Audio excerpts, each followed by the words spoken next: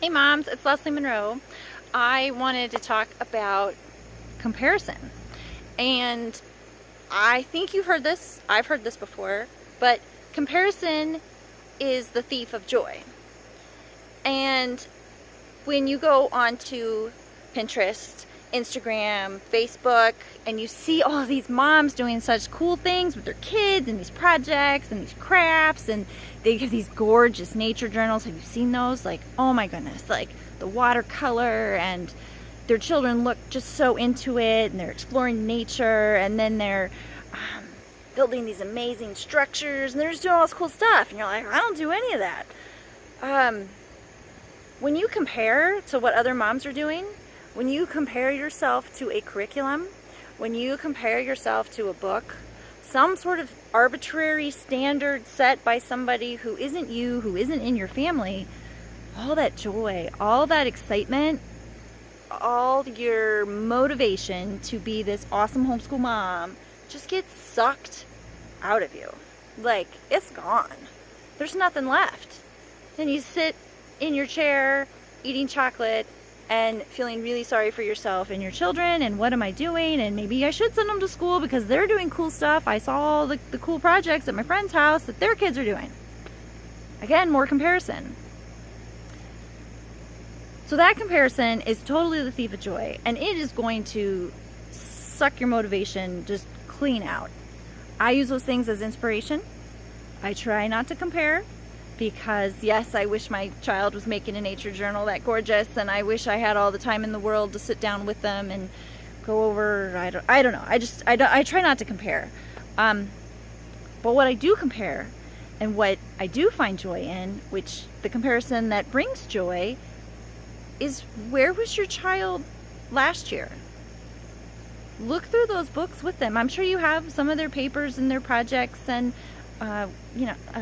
journal entries, whatever it is. Look at what your child was doing last year, and look at what they're doing this year, and see the progress, and see how awesome it is. Like, that brings all kinds of joy. And if you look at the mathematics, they didn't know what 1 + 1 was last year. Well, now they know what 2 × 2 is. Like, it's just crazy awesome when you compare the right things. You compare what's in your family, because your family is different than any other family out there. And you've got to do homeschool for your family. And that's the hard part when we start homeschooling, is what does it look like for us? And it's a journey. It takes time. You got to investigate, research, experiment. You got to try different methods, different ways of doing it. Nature journaling with beautiful watercolors might be your thing. It really might. And that might be what brings peace and joy and happiness into your homeschool. It's just making sure you do that twice a week. Other people, it's cleanliness structures.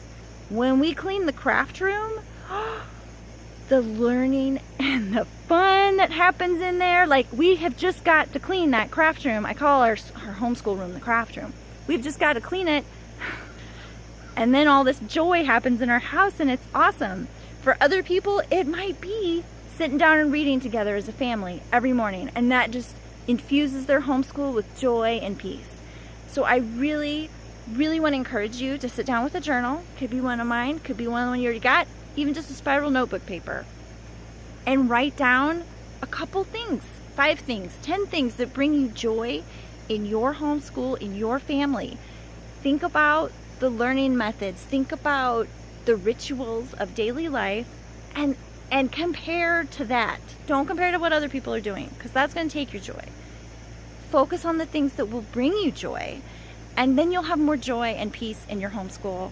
And I hope this helps. Look for more videos. Thanks for watching.